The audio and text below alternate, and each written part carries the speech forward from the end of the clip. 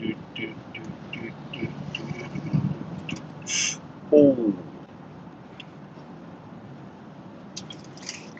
you are live. Hey guys, welcome to my channel, Big Glen. My name's Glen. I like to share with you what I learn in the world of cryptocurrency as I go through it. I don't know how this is going to work. I don't know if the sound from my earphones will come out. And I won't really know until someone joins the video and says to me, yeah, Glen, we can hear you okay. Someone's in there now. Can you just drop me a comment if you can hear me talking okay, or if it's blanked out or too muffled or sounds good? Yes. Get in there, earpods.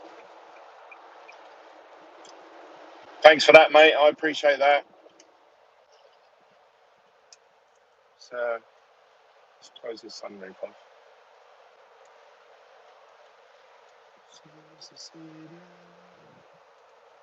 See us to see you. So we've got 2 people in the chat. Lovely. So crypto.com. What is going on? That is the big question. Out of my portfolio, that's the one that's dropped the most in the last, I don't know, week or so, 2 weeks. It had a big slump down when they announced different interest rates. CRO is going up a little bit, still down a lot though. Yeah, it went down a bit at first because they said, right, we're not going to be, or like they put a thing out saying, these are the new rates. And they were saying it as if, I don't know, it was like a good thing. So instead of getting like 20% APR on staking CRO tokens, I think now you only get something like maybe 12 or 14, or I haven't looked, to be honest. I don't know what that means for people that were staking before that, because I've still got a few months left, and obviously I thought I was getting a decent amount, and so I don't know what's changed. But yeah, that's good. I understood it. I thought, okay, fair enough. You know, they can't maintain 20% APR forever, because, and I've said this in one of my previous videos, like, where are they going to keep minting these new coins from eventually? So yeah, I understand it as they're developing more users, there's probably more people staking, which means they have to lower the APR, which I get, and I'm completely fine with. It doesn't bother me. It's still better than what the banks offer, 0.1%. So yeah, I didn't think too much about it, but then the price of CRO just dumped. Like, it went from, I think at one point we were up to about 18 cents. Just recently. What's up, Buttercup? You all right, Steve? Hope you're doing well. I'm just driving back from the house that I think I've shown you guys a couple of times in live streams. Finally got the property surveyed, which is good.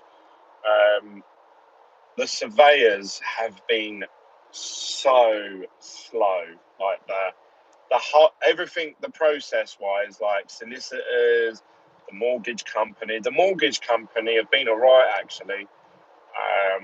The solicitors, I would say, have been all right, actually. They've kept me up to date and kept on the ball on that. That's fine. But surveyor, oh my God, this has taken like, I don't know, 4 weeks, 5 weeks to get this surveyor through the door, which is really, really frustrating, because essentially he just pops his head into the house and says, yeah, it's worth what he says. And that's essentially it. But until that happens, the mortgage company won't take your word for it, what the house is worth.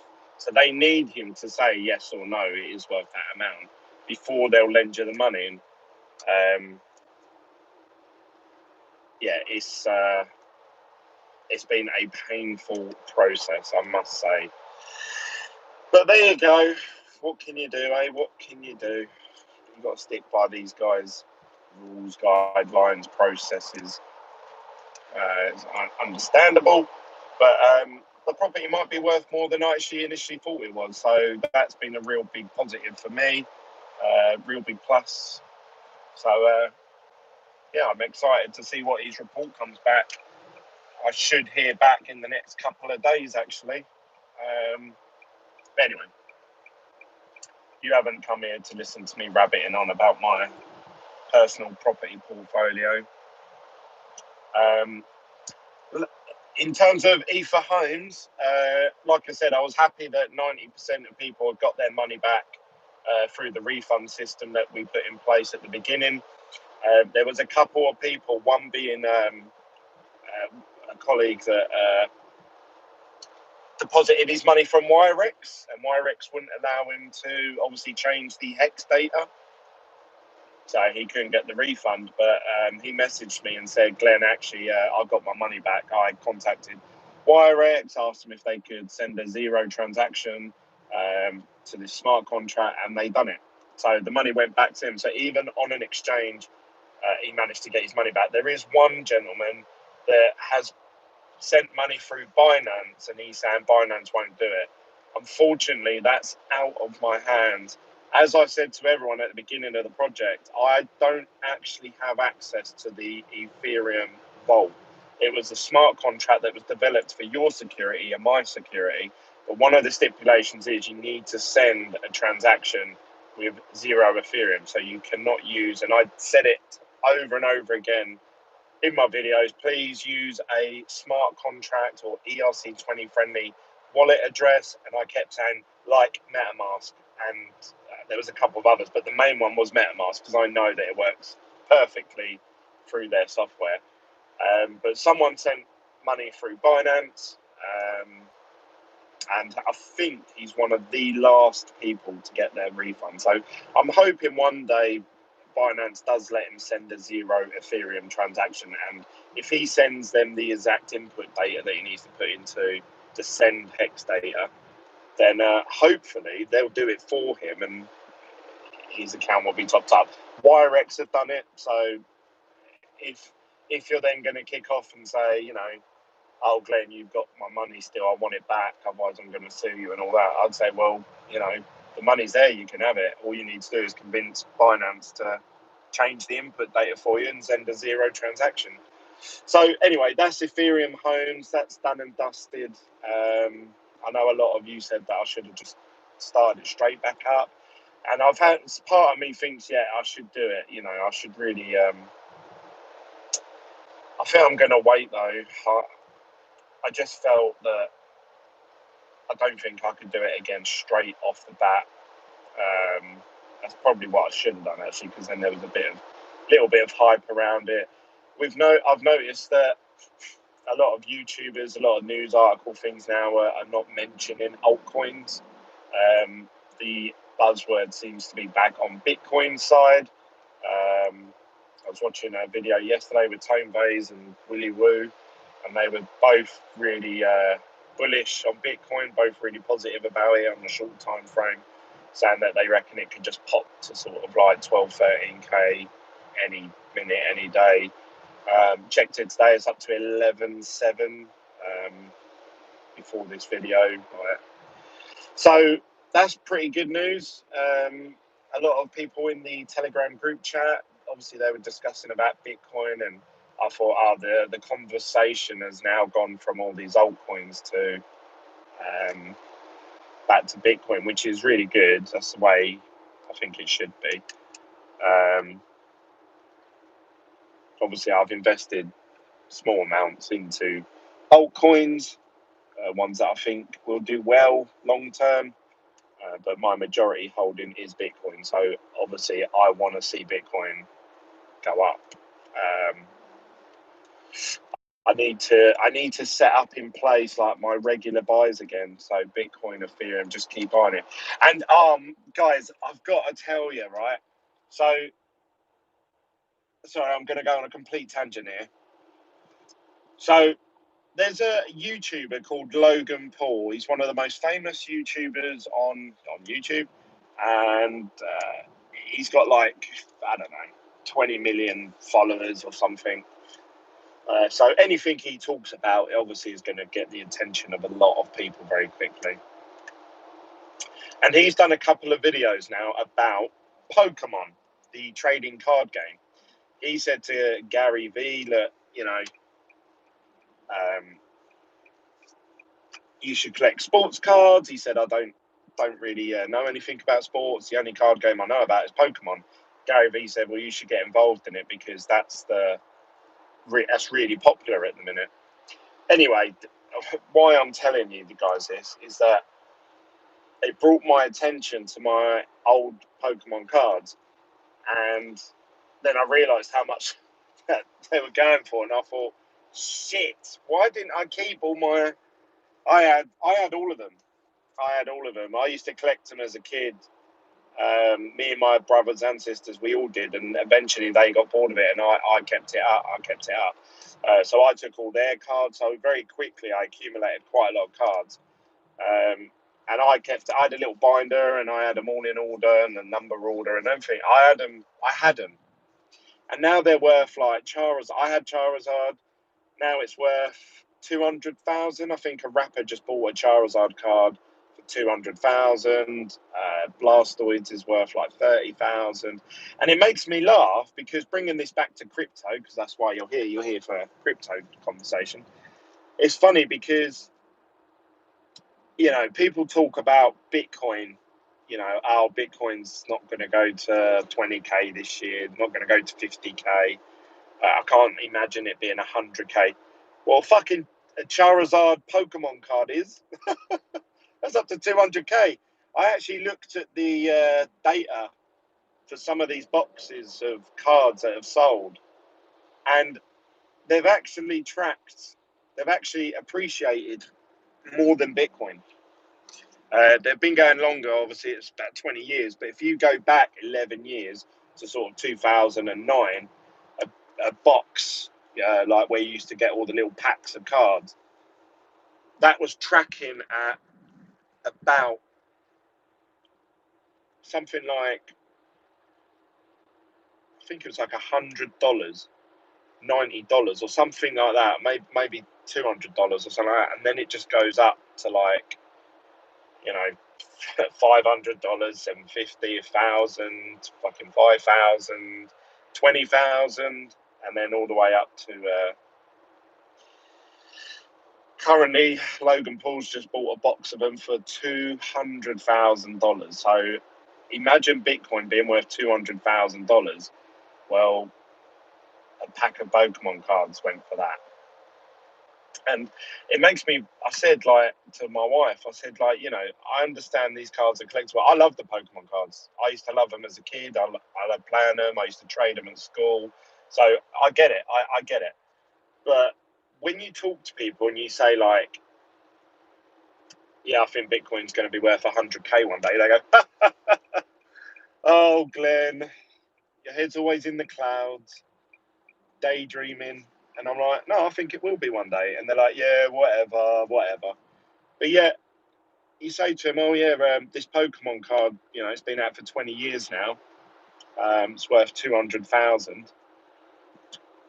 And then people get it. They're like, yeah, well, oh God, that's a lot of money. Yeah. But they find it inconceivable that Bitcoin, a technical breakthrough, it could replace. I don't think it's ready yet, but it could, if need be, if the whole monetary system collapsed in the world. Bitcoin is there to step up. Do you know what I mean? Like it's there. People can use it. I know it'd be very slow. It'd be bogged down. It'd be, you know, the network would struggle and all of that. But it's there. It's there if people if they had to use it. So therefore, it should have a very strong inherent value. But yet, Pokemon cards have performed better. And I know a lot of crypto people will probably get triggered by that, but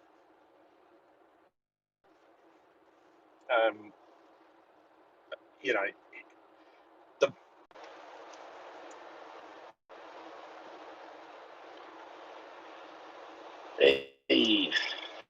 Back, I don't know how long for this. I'm on the A1 and this part of the road. I know I always get weak signal whenever I try and do a live stream on this bit. Normally, once I get past this bit, I'm all right all the way home now. Yeah. So anyway, it just makes me laugh. It just makes me reevaluate actually what Bitcoin could do if need be. You know, it could easily go to 200,000 a coin. But you could say, well, hang on a minute, Glenn, like those Pokemon cards, there's only so many of them in the world, but then there's only so many Bitcoin. And recently we've seen really big investors, putting in 50 millions and 500 millions into Bitcoin, huge sums of money. And if a couple of companies do it and say their profits for the year or their assets and their share price are then determined by that. So if Bitcoin now goes on a bull run and that company says, oh, we've turned over a profit of 100%, other companies are going to look and say, how did they do that? Or like, how did they do that quick? They're going to realize, oh, it's because they bought a majority share of Bitcoin. Bitcoin's gone up in value, so that's why their books look so good. And loads of other companies are going to do it. They're all going to do it. They're all going to be like, every share company will be like, shit, we need to hold some Bitcoin as well as cash. And then you're talking, obviously, huge money. So, yeah, I think Bitcoin can go to 100,000, 200,000 quite easily, just based off of, look at Pokemon cards. And Charizard, the Charizard first edition base set card is the most rare one, the most valuable. That's fair enough. But even some of the other ones, which are a bit more common, so Blastoids, Venusaur, or Ivysaur, whatever they're called, they're going for like $30,000. That's insane. That's 3 times what Bitcoin's worth. Now we're not talking about the most rare card, we're talking about like a more commonly available card. Do you know what I mean? That's insane. And they've only been out 20 years. Bitcoin's been out for about 11, maybe 12 now. So Pokemon cards have only got 8 years ahead of them, and pretty much for those first 8 years, like, especially when the interest in Pokemon went right down. I wonder what the percentages are from, say, 50,000. No, for about £50 to 200,000. Versus obviously Bitcoin went from zero. So when people say, oh, Bitcoin rose 10,000%, they mean it went from zero to 10,000 cent, which is £1,000 or whatever. Whereas obviously the Pokemon cards are stuff. But I wonder what the percentage difference is. But I was looking at it and I was thinking, God, that has appreciated more than Bitcoin. In the same sort of time window, which is insane. It's insane. It really is insane. But anyway, what do you guys think? Do you think Pokemon cards should be more valuable than Bitcoin? I wonder if someone could work out actually how many cards there are in circulation times by how much they're worth, and then that would bring up your total market cap. Pokemon cards, that would be that'd be interesting to see. I wonder if it would appear higher than Bitcoin on the. So I wonder if, obviously, like, I don't know, is there 21 million cards in circulation? Anyway, my son wanted me to do a YouTube channel. This was about 3-4 years ago. He said, Dad, can we do a YouTube channel where we buy Pokemon cards and open them up? And I said no at the time, or I did actually. I think we'd done 2 or 3 videos together. This was 4 years ago. This is before I even heard about Bitcoin. And I wish I'd kept at it. I've seen some of the cards that he opened up back then, and they're worth like $100 or something. I think, God, why didn't we keep them? Like, because obviously we would have bought a lot more in that over that 4 years, and we'd have loads by now. So yeah, insane. So we were both watching. He was the one who sort of mentioned it to me. Dad, look, have you seen these Pokemon cards? How much they're worth? And then we both got talking. And he said, "Oh, do you want to do a YouTube channel, you and me doing Pokemon cards?" Obviously, I couldn't say no this time round. I was like, "Yeah, all right then." So me and him have created a YouTube channel together. He's doing all the social media, like like Twitter and Instagram and TikTok.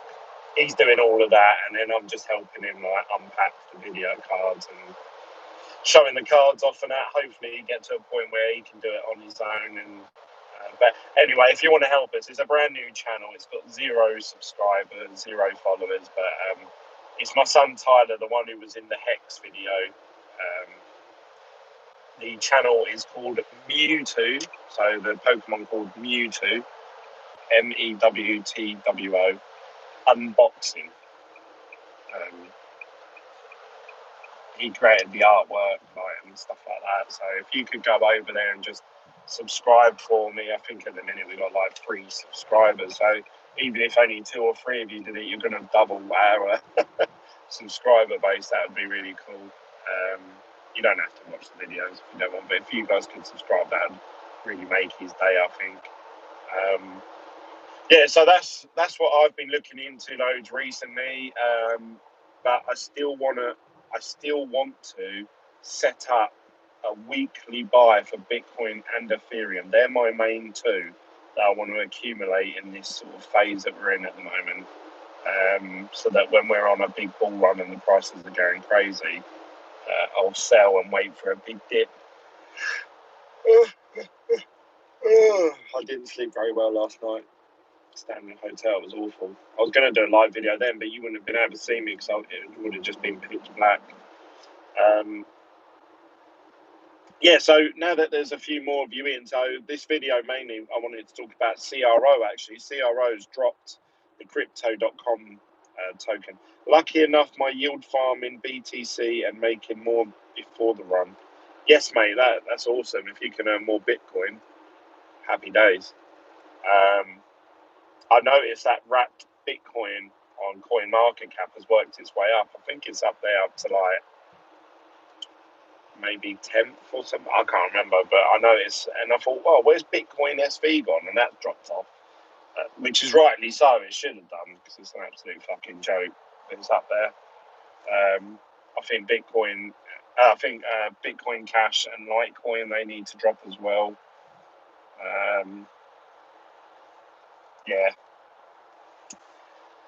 The only coin that's done well for me, and I'm not saying this to be like, oh, I told you so, or I'm just stating the facts, is oddly enough, Hex coin.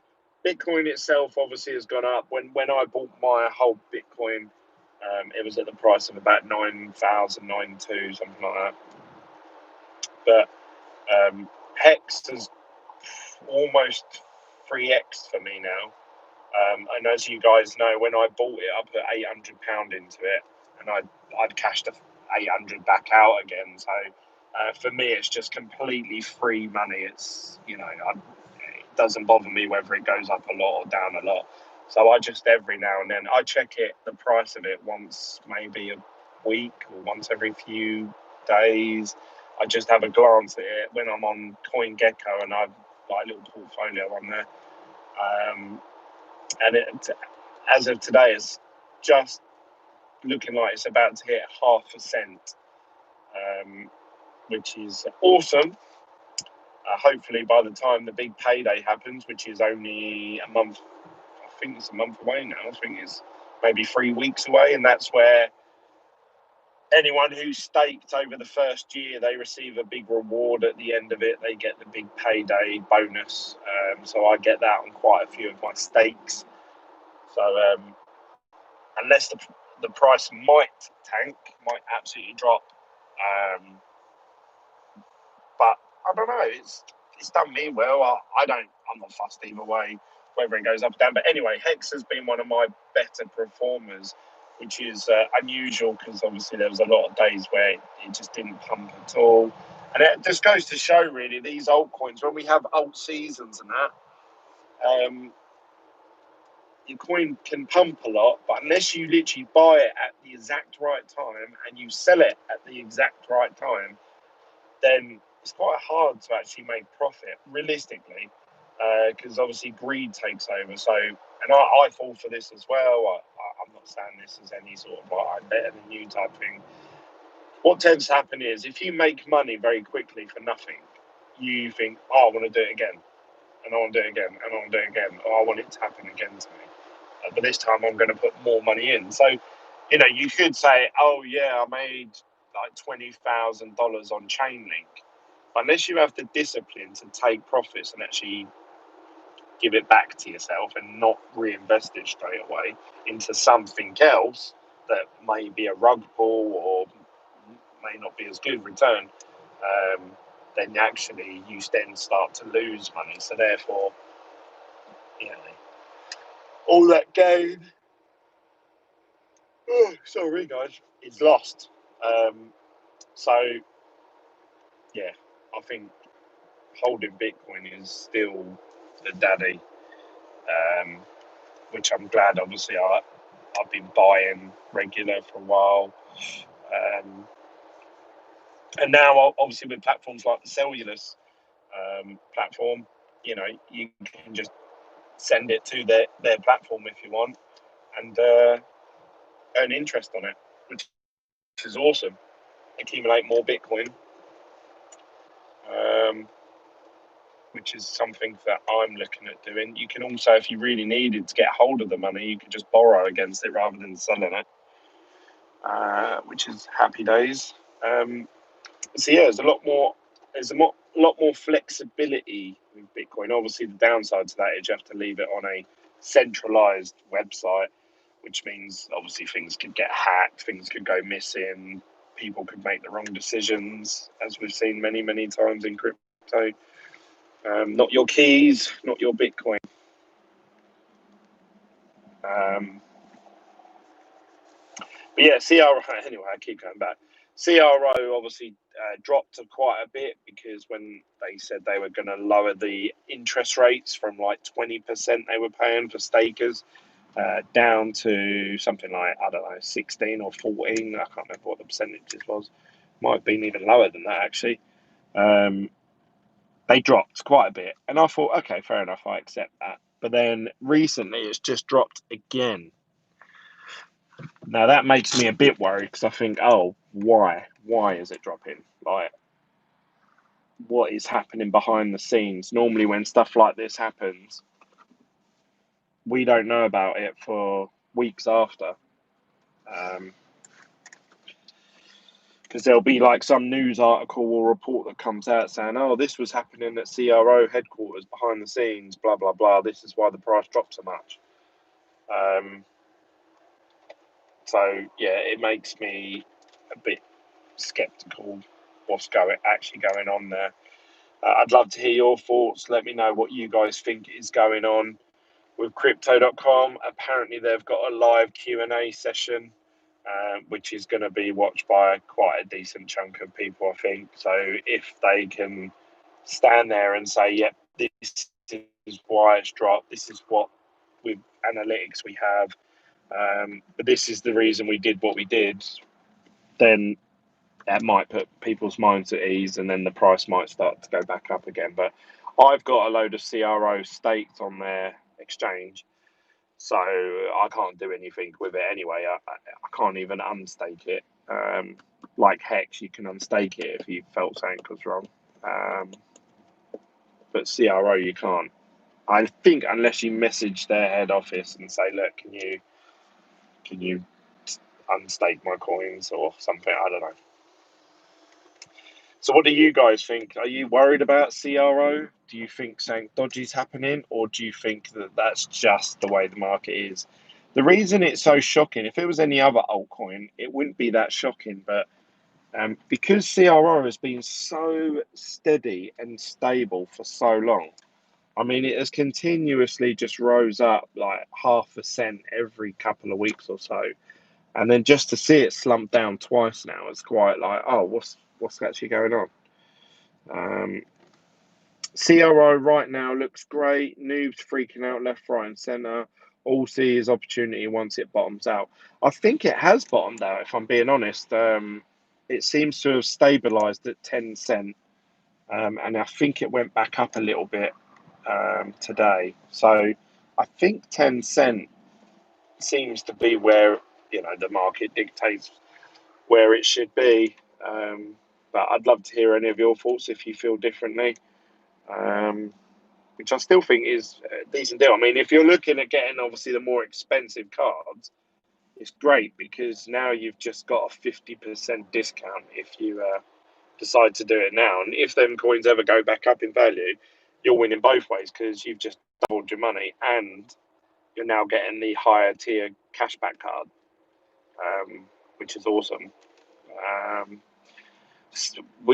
One of the guys was saying in the group chat, like, the crypto.com debit card system is still the best offering of a debit card system out there. If you look at Coinbase, theirs isn't as flexible. You can only do certain things with it. Swipe isn't in the UK yet, so I can't comment on them. Nexo they've just got on their website, a card will be coming soon, and if you join the waiting list, but nothing happens. So I don't think that's ever happening. So yeah, it seems like the crypto.com is the best offering. Wirex isn't too bad. I haven't got a Wirex card. I should probably sign up to one of theirs just to see what it's like. Yeah, it's a solid platform as centralized crypto goes. Yeah, that's the thing. You want to find like a decent centralized company. Until decentralized ones are good enough and safe enough for people to use, the general public, then yeah, you want to trust the centralized ones really. But then people could say, well, that's the same as banks. We've done that for many years and look where they got. But if you want a service that you can't provide yourself, then you have to go to another party unless there's a decentralized version, which is quite hard to do because, say, if they had a decentralized lending platform, which they have, but you deposit Bitcoin to it, and you send it accidentally to the wrong address, or you put in a wrong zero, or like you didn't mean to send that much, but you're going to get stung with a huge fee. There's no one you can contact, so I